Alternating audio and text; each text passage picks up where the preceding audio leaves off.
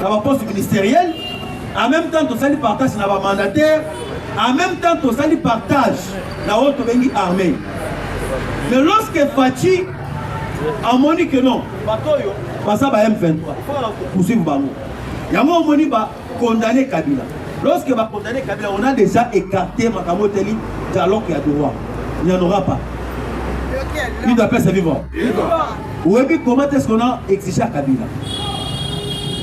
Ici, Joseph Kabila que il faut dédommager Bandebonabiso Oyo Yemoko Abomi dans Nord Kivu et le Sud Kivu.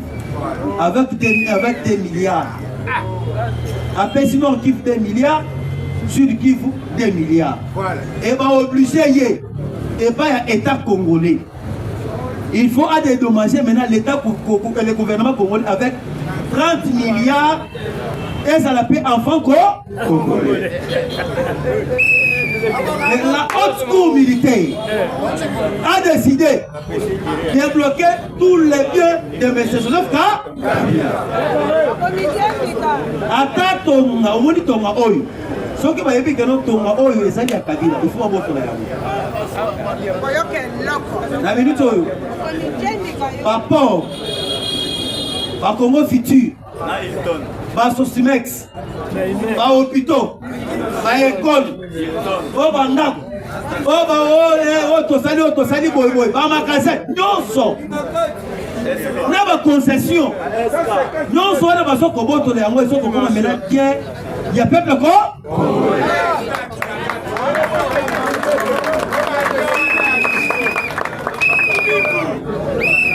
Na étape de condamnation yoka ndesi koyo tozoko kende mena na étape ya CPI. Après étape ya CPI tozoko kende mena na étape ya mandat d'arrêt international.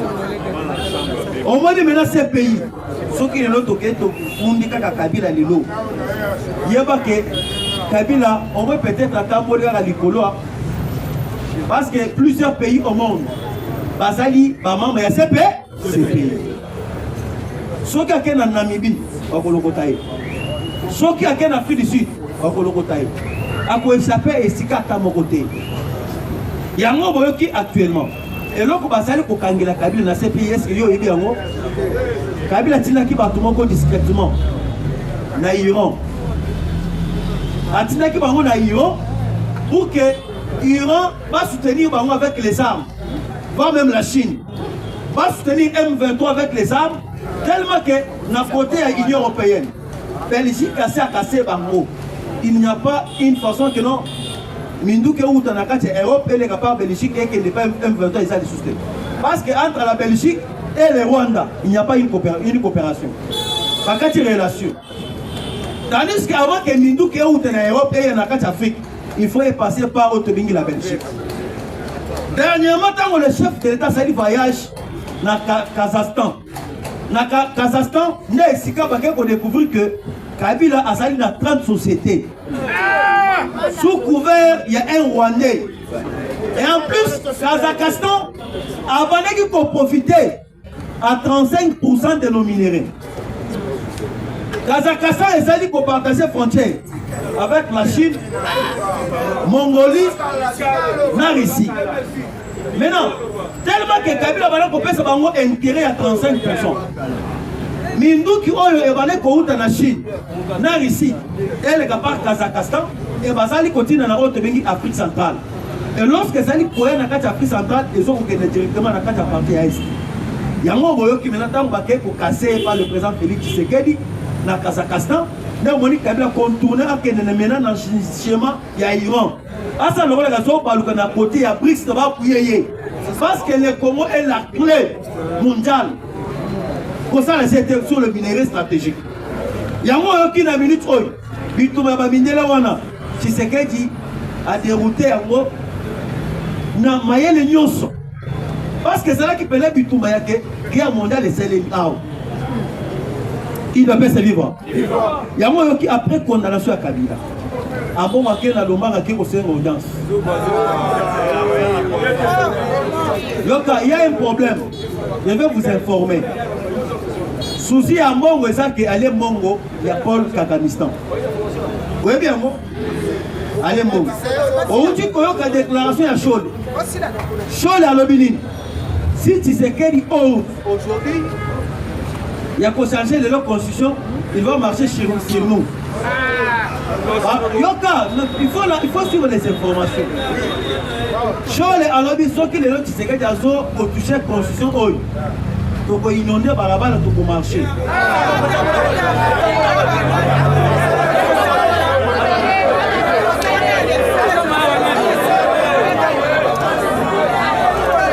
Yoka. Faut faire ça wana to yoka na po na chité pour faire ça wana to. Yoka. C'est ça qui marche le 16 février to kona ki ngana kona ki. Na lobi boy. Omoni na mboka oyo. Soki omoni mutu azali koboya to changer constitution. Yaba ke mutu wana sali ekra. Constitution oyo to sali na yango. Eza ya banani? Nazo yo kate. Constitution oyo to sali na yango. Ezali ya banani? Na lobi boy. Amongo. Chole. Basala ki na mboka oyo. Kabila a changé la constitution Oyo, a modifié en 3 fois. A modifié en 3 fois pour l'intérêt, il y a pas Congolais, mais pour l'intérêt, Natuni Boye, Ambongo et Chole. Lorsque Joseph Kabila a eu l'article 217, pour remplacer le 217, l'article il faut que partager ma délai avec pays frontaliers. Moi, je vais vous dire ceci. Na minute oil, qui sont peuple, to sengi et pas tata mpoza boka. Conscient oyo, to changer ya? Nazo pesa bino. C'est urgent. 12 points clés. Oyo nazali kosenga pourquoi il faut changer constitution. Premier point. Nous avons changé la constitution oyo. D'abord un régime semi-présidentiel. Donc on a un régime présidentiel. Avec un régime semi-présidentiel, le chef de l'État est limité et son pouvoir est partagé. Ce qui ont accueilli le lot Nakacha, Ouganda, Rwanda. Nous avons un régime présidentiel. C'est le chef qui fait tout. Et à part ça, dans le régime présidentiel, dans on a changé la constitution, le chef de l'État n'y a surtout à Kobanda Koya. Ceux qui a publié le résultat présidentiel de l'eau. Après, septembre, c'est nommé Premier ministre. Et ça, le rôle que non. Et c'est là, négociation et tout comme ça. Et comme ça, la tête. Et à part ça, quand on a sali kosenga changement ya constitution eza pamba te parce que lelo soki botali ba gouverneur rebelle basali élu par les députés provinciaux. Maintenant avec le changement de la constitution de élaborer mibeko ya sika et comme on a sala marqué a ole que ba député basala ba votaka o te bingi ba gouverneur ya ba province, c'est le chef lui-même qui va commencer à nommer les gouverneurs.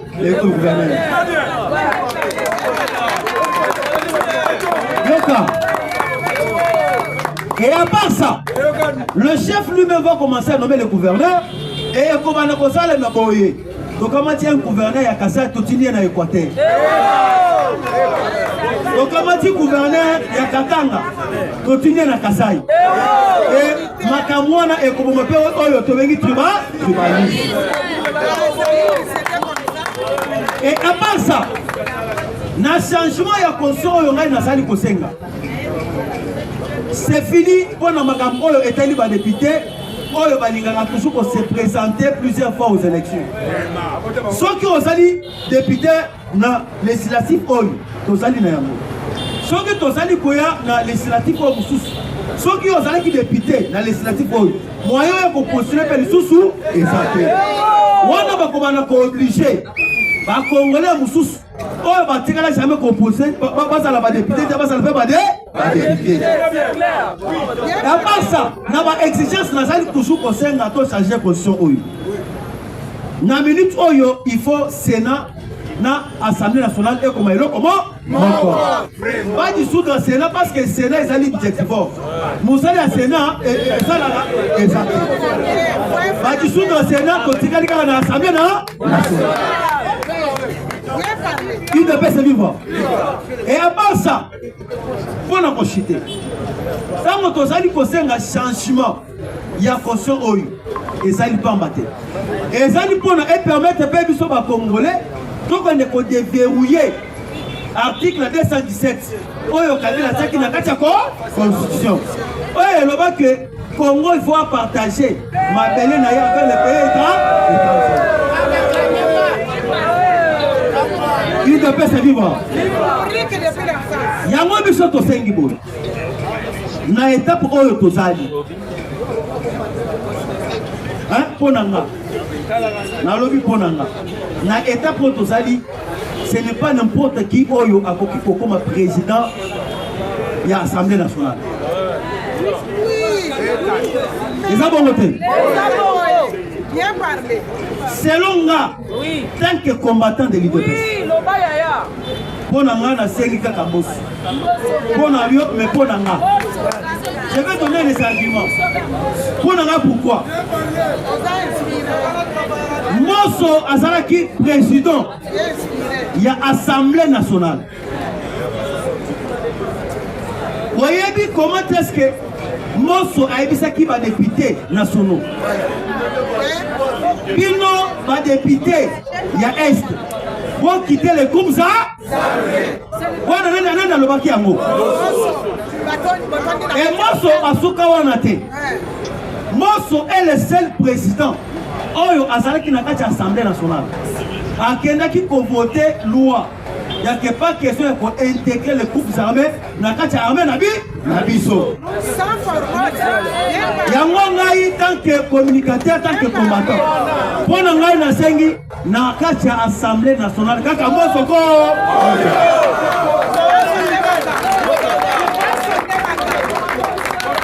Il ne peut se vivre. En tout cas, tu peux te lever mon bon alors, la minute où le chef de l'État a sali na Belgique. Donc c'est la calamité quand on s'avoue à sali kosonga awa. Oyo ngai na lobby s'engage que moi ce n'est pas tout le monde. Nous sommes en démocratie. La opinion na yo eza ya yo. Opinion na ngai eza pe ya ngai. Alors, tu as bien parlé. Na minute oyo boyoka likambo ya dollar. Nikambia Dola, le chef de l'État a déjà instruit la chef du gouvernement. Nikambia Dola, Tata mon conseiller école, a instruit déjà chef du gouvernement, j'ai dit Soumino Toulouka. Makambia Dola, Oyo, et c'est un Congolais, va fêter NATO il y a 200.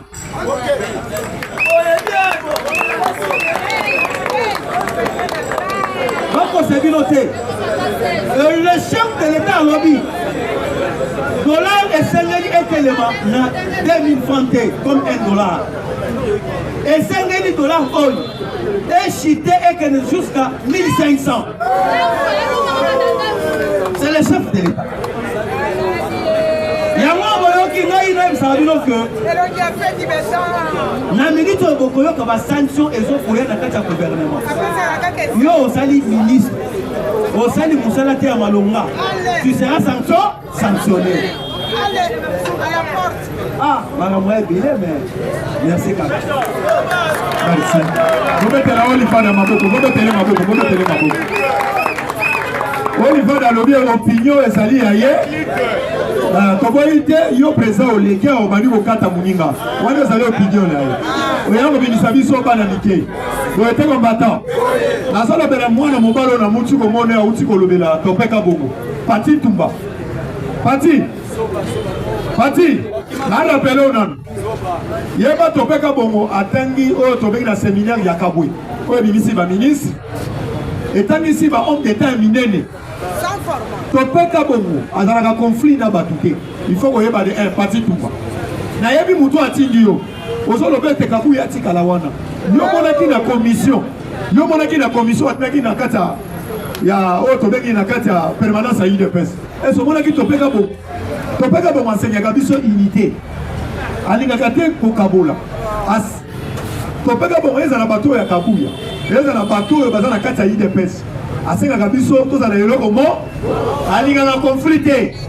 Yo parti tout. Dans du progrès, place baza pas Doudou Fouamba. Ba mibenga na bango nyonso basala liboke moko. Nous sommes parlementaires debout. Combien de parlementaires debout baza na sima ya Doudou Fouamba. Bazate yo moko wana à cause du finga na yo kota boloko pona UDPS yo kota boloko pona di finga on va réclamer musala et pas ya kabuya mais lelo yo so telema o finga top bisiko zali bis pona topeka bongo ke parti tout ba bisiko zali ke to salaka na yo na fédération Funa salaka ni même ko pesa idée na réunion parce que Funa ezaka na 4-8 communes. On va dans la banane, tout dans la Cassabona, tout le monde a une partie. Araboulaya, Boussoba, donc Moutour était un méga président, le chef Nani. Modèle Namoko. Bololé, Benoka Bololé. Parti Tumba était un idiot, je vous dis. On est ensemble à Funa, Zoba, Bazoba. Moulaïka, voilà, 30 cm.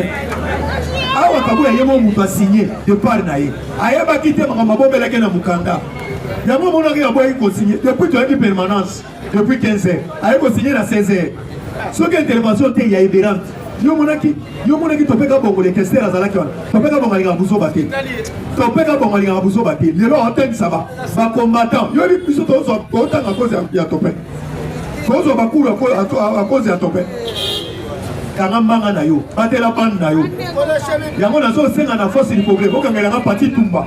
Oya azali na Doudou Fouamba. Parce qu'ils ont fini ça même na Doudou Fouamba. Merci. Combattant de l'élite sans prix tarder nazo côté ça. Prof, vous encourager prof na maboko. Boka kana prof. UDPS Riva, supportez-moi, vous supportez la G. En tout cas, vous mettez là Olivier Maboko, il a beaucoup parlé, bien parlé. UDPS Riva, supportez-moi. Quand vous avez supporté les autres, supportez aussi. Je salue les garants de la nation, je salue la première dame. Bon retour au pays présent, après avoir fait un grand boulot à l'extérieur. Bon retour au pays de tes ancêtres. Et Madame Denise Naker Tshisekedi, bon retour. Je salue aussi la conseillère du chef. Je salue tout le monde. Je dis bonjour. Likamouya Blackwater. Blackwater, c'est parce que c'est en anglais. C'est aussi en lingala et en kituba. Mai Ndom. Et ça va quand? Et Abisso. Bayebi pourquoi Baba Mai Ndom. Et ça va mouquer, mais là,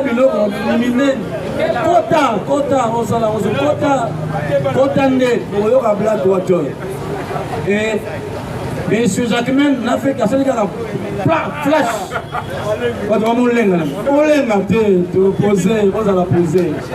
Parce que hier, à Okangama, hier.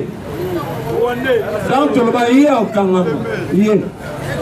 Donc, quand tu m'as demandé la Moulangi, pas la tondeuse ni ciseaux Moulangi. Alors, hier, il y a Congo, ça Congo. Donc, grand leader, il y a Kende, c'était le 24 novembre 2010. Ça, Tata Raphaël. Les pigeons voyageurs qui arrivaient de Samali, c'était Kabila. Il n'ira nulle part, ici au Congo. Arrêtez, ligoter vivant. D'être exposé à la place Victoire. Voilà, Miké Bautier Mbanziaka, Yakamunde. Il doit être vivant. Combattant, j'aimerais dire à Olivier, on ne s'arrête pas seulement à ce qui. Nous devons changer la constitution sans tenir compte des articles. Que l'on si vous devez tenir compte de l'article, ça sera une modification. Non, il faut qu'on modifie le côté que l'on il y a 6 ans. Et j'ai dit en bon, on a solé. Chers combattants, j'aime être impoli avec des impolis que d'être poli avec des impolis. Jamais. Tu touches au présent Fatih, bon. Aussi mis fatigué quelque part, dans sa retourne, aux abords, bien. Je vais dire à Cholé, tu sais, lorsqu'on n'a pas quelque chose dans la tête, on parle. Mais on le badine, tu vas parler pour ne rien dire. UDPS viva. Moi je croyais à l'époque que ma prêtre Baramaël, au grand soba. Basoba bazana kati église catholique on est belé. Dans un titre terminé il y a Pam. Vous voyez que la Bible a interdit d'appeler quelqu'un mon Seigneur. Lisez la Bible, on ne peut pas taxer quelqu'un Seigneur sur la terre. N'appelez personne Seigneur. Il n'y a qu'un seul Seigneur, c'est Jésus. Et c'est Dieu.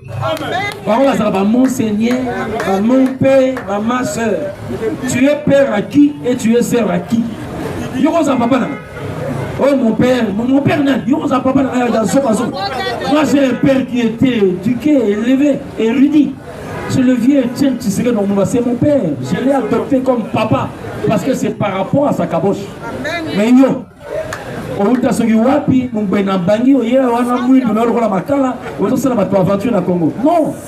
rentrez chez vous, laissez-nous chez nous. Mais je vais dire, Olivier Lobia, on va chasser les 23. Non, les 23 ne seront pas chassés. Arrêtez, tuez ici. Ils ont tué au Congo, on ne va pas les chasser. Les chasser pour qu'ils puissent aller où? Allez quelque part, maman, tu poses dehors. Tu comprends, ma bino, awa. Laissez bien que le bolingadi.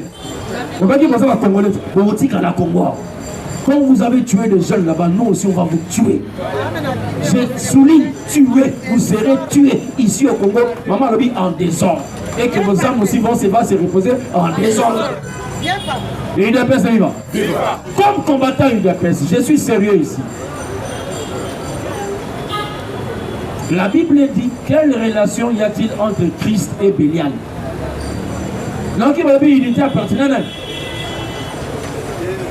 Non, ça l'unité nanane. Si na boya yo de la boya libela mama nanga. Na kotika la mukulumo ko solisa yo te ni ko peso ngoto. So na kansi 7 heures qui a pamba likona yo. Jamais. Va pesa bizi pour monter parce que vous pensez que va monter pas dans la mode des athées. Là, on a un ennemi jusqu'à Tinati. Tu as humilié l'UDPS. Tu nous as chosifié, toi, qui n'a rien dans la tête. Comme on va tout pas mal, il va aussi même le président s'assemble au Kamel et au Kamel. Coup d'État, vous savez que les plans les reçus. Les plans, Janine Mamoun, il y a qui plein de moi. On m'a dit Kamel a thème la présent. Thème la présent, Kamel a créé même un couple de ensemble. Elle n'a pas dit mention, il y a méfiance contre le président de la République. C'est constitutionnel.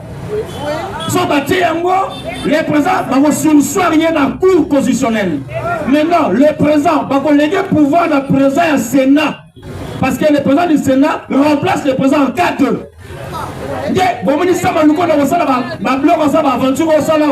Jusqu'à ce que nous y a pu sauter pour contrôler le Congo.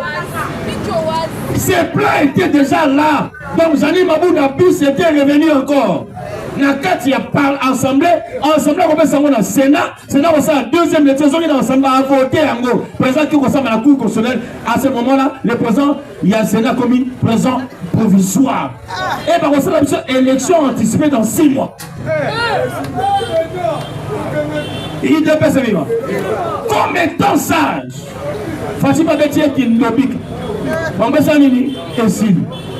Mais j'aimerais vous dire, aujourd'hui, j'avais un point focal parce que par rapport au temps, l'Union pour la démocratie progressive de signifier, mais je ne prends pas les temps. Je vous donne un document ici. Voici les sociétés de Kabila et sa famille au Congo. Plus de 70 sociétés Kabila ici au Congo. Na Vodacom et Zarayabi sauté. Vodacom et Zaraya Jeannette. 70 sociétés. Kabila lui-même à la tête. Kabila à la tête. À l'intérieur, sa sœur Joséphine. Sœur Naïm Soussou Gloria. Sœur Naïm Makol. Vous avez son frère Zoé. Il y a Olive qui est aussi là. Moi aussi. Il y a Sister Cécilia. Moi, aussi. Seleman, son frère. Il y a Mama Sifa. Il y a Laurent Désiré. Moana. Roter Masengo. Azawana. Jeannette Yemo Bazalakati. Mais société Vodacom, et ça, Jeannette Kabila. Vodacom Congo. Jeannette. 70 sociétés. Oh, Ming Pesa, là, Mani. Il y a par exemple, comme Mani,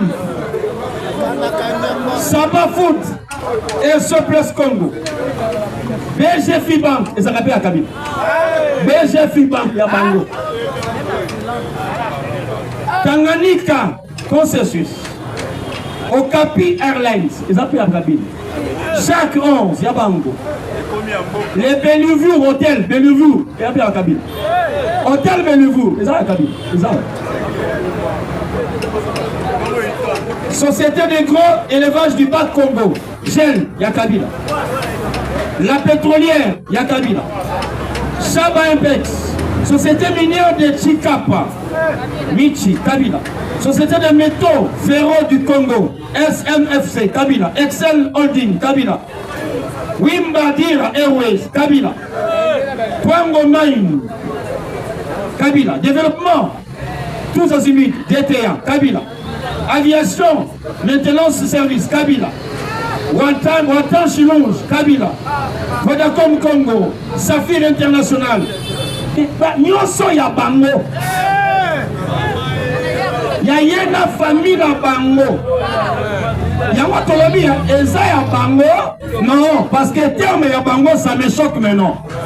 Kabila tozokote la biloko na biso nuance. Kabila yaka maboko pamba na butambula. Yango alobaki tokokokele eloko te ala reso po azapi na eloko te tokozala biloko na biso kilanga te na biso ya Kabila te. Le Congo va récupérer ces choses. Même tous ceci on va les récupérer. Ces choses nous appartiennent. Il dépêche ce vivant. Papa oyaka na eloko te osonga pe kovo. Il dépêche ce vivant. Oyebi basenzi ya. Basenzi basaka na baorgueil moko somo. Bato baboko mape na passe. Bato bazwaka pe na passe. Bakomaka na balolenge moko moneti nila lekili bilobe. Yango yo kope na passe. Bien parlé. Moi lui abotama na passe. Par rapport même na naissance, alors bien abotama na zamba, dans la passe. Abotama na hôpital de la Yolanda, non. Abotama na matiti, bakata ngoso na mbeli so na la passe. Akoli pe na passe, chauffeur mécanicien, abomsa ba moto na passe. Ayepe na passe na buta mbula basili na nzoto na passe. Akoti atanga nsi, alanga mondo na biso ba biso ba kinwa banka. Ba véritable jogo, ba timba ba kai. Yango to soyo na pete nyos. Ngotobo maman le bien Kérébé. Chers combattants, ça fait honte de voir que d'autres Congolais appuient ces messieurs. Pas tout misaye, pas bololé nyos. Oh, pas kanye bilo. Namoni même na maman so muyam so muyam. On sala ki ndumba na boulema olembete. Il y a des femmes comme on est qui bololé, ça peut pas cala. Il y a des bolas qui pas cala. Bon. Comment la masse à zone va bien habiter les Congolais? Et ça passe. Congolais, et ça passe comment on va tabouer? On appelle député. Autrement on appelle honorable. Ce ne sont pas des gens qui sont honorables, ce sont les gens qui ont les déshonneurs. Qui a Sony. Aussi ma Congo a déshonneur. Basi boza na vitrine na poto bacha minogolelo ana Kinshasa. Baya benimana bamona na bango basi ya pamba. Ona na banibanda. Poilia face à Kindumba poilia. Bon ya donc député, ministre. Attention, nous sommes au Congo. Chers combattants, moi dans un fier et dans un combattant UDPS. Parce que mon leader à moi a fait l'honneur au monde entier. Et aujourd'hui, mon leader encore a fait l'honneur au monde entier. Voyez bien, les disciples qui étaient avec Jésus ont vu Jésus. Attention, je vais parler d'une chose. Paul n'a pas vu Jésus. Mais Paul a fait des grandes choses pour les camarades. Mais j'aimerais vous dire, celui qui a vu aussi Jésus a aussi des choses qui dépassent ce que Paul a. Au moins, Paul n'a jamais appelé Jésus Dieu. Mais Jean, alors Jésus a ça Dieu. C'est lui le Dieu véritable et la vie éternelle. Parce qu'il a été avec lui, il a vécu avec lui. Moi, il te pèse, je suis fier. Moi, je sais. D'être d'abord avec le vieux Étienne ensemble, j'étais avec lui. Et aujourd'hui, je suis avec Fati, encore le leader. Je suis dans l'époque de mon leader vivant. Il y a des chrétiens ici. Pour mon aïe soutien, beaucoup nous seraient sans le voir. Mais moi, j'ai vu le vieux Étienne, j'ai aussi avec Fati. Je suis avec mes deux leaders. Donc, je suis fier d'être combattant de l'UDPS et congolais de père et de mère. Il te passe, il va. On reçoit quelque chose. Les leaders, lorsque tu les rencontres, ne causent pas pamba pamba. Même lorsque tu vas chez les leaders, tu les tiens. Demande à Dieu de te donner quelque chose de leader. Les charismatiques. Hein? Soit l'eau qu'on n'est pas quoi, on est dans la tête. Et on me dit ça va autant le marathon, on n'est pas quoi, va dire Etienne. Au bout de la bande, on a eu. Excusez, est-ce que vous sentez mon langage? Vous voulez comparer mon langage avec Moïse Katou? Si on compare le banda, n'a pas eu. Ou bien épinglé. On t'a les gars, quel est l'air dans l'îlotique? Et ils viennent toucher à mon frère Fati. Dans la bine, bon, d'abord qui te simbi Fati, bon. On reçoit bien, bon, au cœur fond d'un là. Quand on a rien, on est bien vocal là-bas. Félix, en tête sur le beau, tu sais. Bien sûr, vérité. Au moins, on a pas si avant, mais on a. Laisse caméra à l'émir. Dans la bas caméra, on a fait les gens n'ont pas compris mon langage. J'ai double langage. J'ai un langage diplomatique et un langage prophétique et aussi un langage. Hein, comprendre là? Dans le bas qui tient au sami, tient au longo. N'avait dit à longo. On ne peut pas la bête. C'est bon. Dans le bas on est là. Jusqu'à aujourd'hui, même les petits enfants, Yewana Kamere, Moïbi, Yewana Kamere, Moïbi. Moi, la mouké à 6 ans, on dit Kamere, ça Moïbi. Il ne passe pas. Ce n'est pas moi, c'est un petit enfant. Lisez bien les Écritures. Dieu, il a dit ceci. Il tire sa gloire dans la bouche des petits enfants. Attention, c'est la gloire. Mais quand est-ce que Mobutu est descendu? Lorsque les petits enfants commençaient à dire Mobutu à Okufa. Les petits enfants, parce qu'ils ont aussi quelque chose de la part du Seigneur. Alors quand ils parlent, Dieu aussi écoute.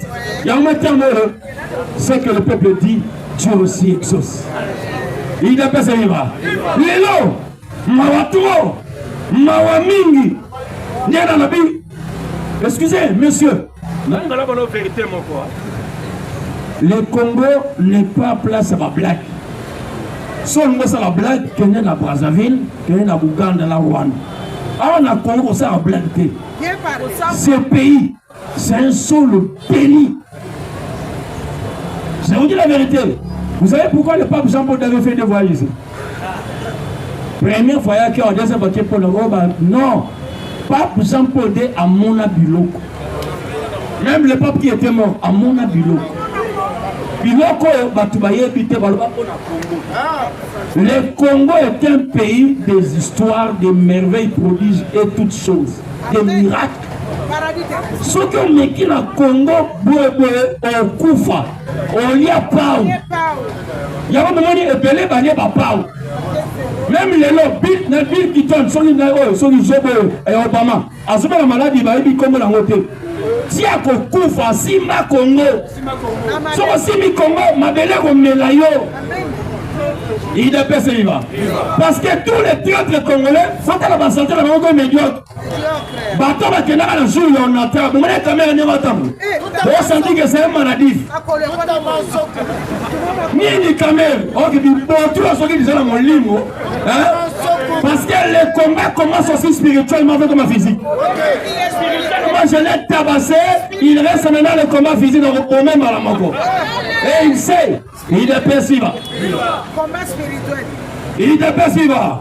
Combattant parce qu'il y a d'autres personnes qui vont parler. Je vais m'arrêter ma télé par ici. Je vais vous dire une chose. Moi, tant que je vivrai, Tant que je serai en vie, j'ai un leader, j'ai mon produit. Je suis un marketeur. Dans le marketing, on présente les produits qu'on a. Mon produit à moi, chaque jour on présentera, c'est Félix Antoine Tshilombo, si c'est que ma date d'ITA, je n'ai pas un autre produit. Mais je vais le dire à quelqu'un, Monsieur Pati Toumba, il a répondu par rapport à Topé Kaboum. Pati, Nazo et la Bik n'a fait aussi la dictée.